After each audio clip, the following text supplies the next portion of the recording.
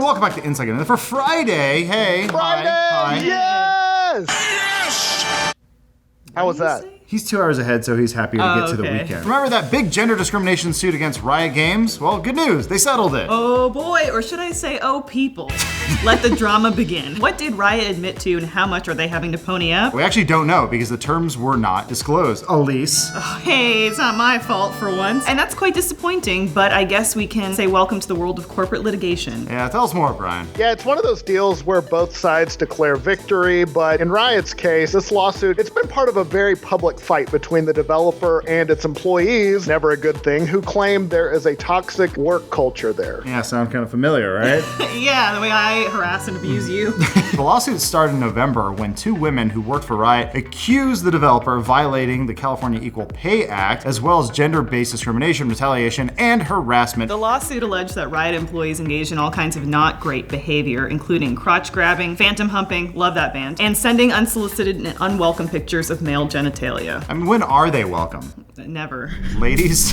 Hello? Hold on, I'm deleting some pictures off. Oh, smart. It also claimed that managers had something called a hot girl list, which ranks female employees by attractiveness, totally different from hot girl summer.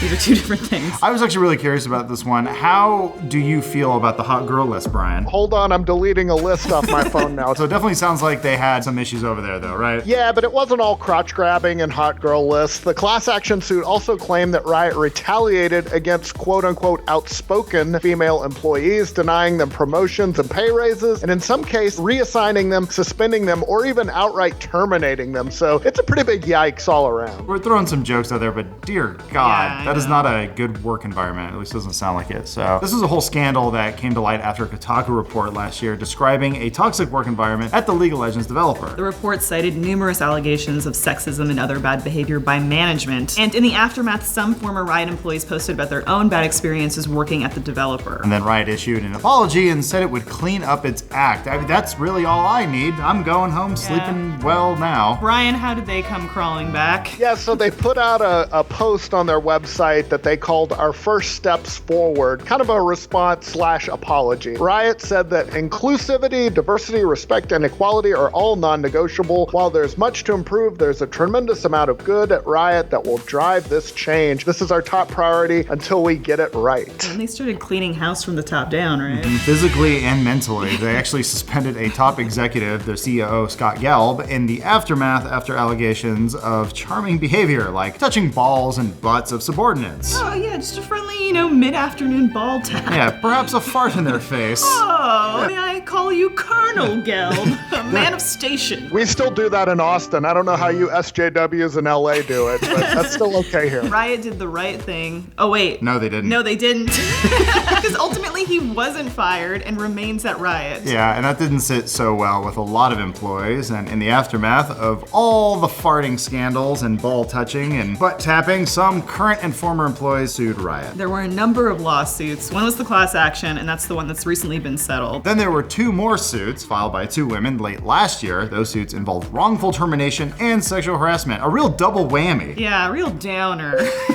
Come on, ladies. How Riot dealt with those lawsuits caused even more controversy, though. Earlier this year, the developer filed a motion to force 2 of the women suing the company into private arbitration, which just screams of trying to hush and suppress something. Riot's lawyers argued that the women waived their rights to sue when they were hired. Riot isn't the only company that actually does this, but it's controversial because lots of people feel that it's a way for companies to keep embarrassing details out of the public eye and also just kind of treats people pretty shittily. Yeah. And for a lot of Riot's employees, that just went too far. Yeah, so in May, that was the big walkout. More than 200 people walked off the job at Riot. They were protesting the way it handles these sexual discrimination lawsuits, and particularly the forced arbitration was a big point of contention. Then after the walkout, Riot said that it would let newly hired employees waive the forced arbitration clause, but overall, they didn't really give in to the demands of the employees who walked out. Oh, interesting. Brian, did you walk out? Oh, no, I actually sat in. Yeah, he brought more of his scummy friends Interesting. in. I had a fart in. I guess not so surprisingly, things are looking up for Riot, though, because last month the court sided with them and let it force arbitration in one of those separate lawsuits. Cool. Whether or not the second case will go to arbitration or be settled in court is still being argued. We should point out that our own Lawrence Sonntag is out today because he is serving on a jury. He was summoned by the highest court possible, Los Angeles. Lawrence,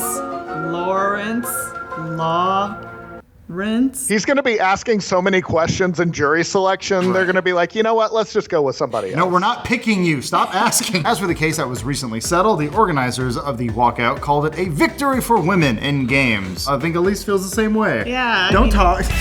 Speech. They went on to say this decision was made because of the hard work on the part of not only plaintiffs and their lawyers, but of all the people at Riot brave enough to fight against injustice in the workplace. We are proud to work with everyone who has collectively contributed making this happen. And then Riot CEO Nicolas Laurent put out a statement saying, quote, "We are grateful for every rioter who has come forward with their concerns and believe this resolution is fair for everyone involved. With this agreement, we are honoring our commitment to find the best and most expedient way for all rioters and Riot to move forward and heal." He also said that Riot has made substantial progress toward evolving our culture and will continue to pursue this work as we strive to be the most inclusive company in gaming. But they also admitted that some rioters have had experiences that did not live up to their values and culture. And we all collectively said, no Yeah, namely being referred to as rioters.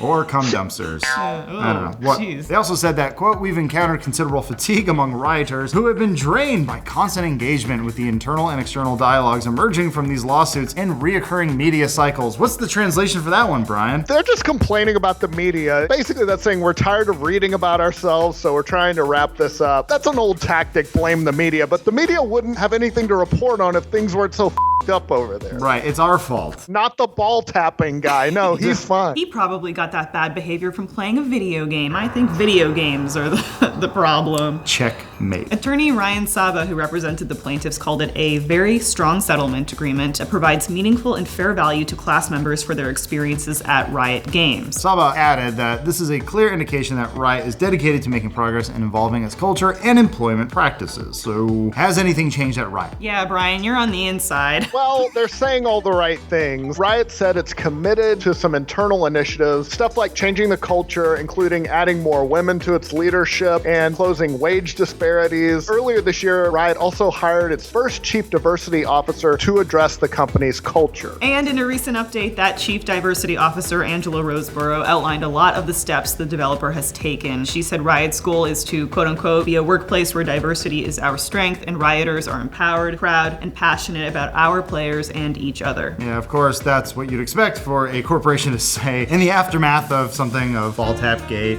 butt punch, and everything else that they do. We fixed everything, nothing to see here, and just get back to playing League of Legends. As for some of the employees who walked out, they don't really sound like they're done fighting. A spokesperson for the group known as the Riot Walkout Crew said this settlement is an important step on the journey of making the games industry a more diverse and welcoming place, but the fight is far from over. Making Riot and the entire industry more inclusive is an ongoing process. We are excited to see the big step in the right direction. Now, are they just painting a giant target on their back though, Brian, by doing that? Yes, that's a big target to get farted on.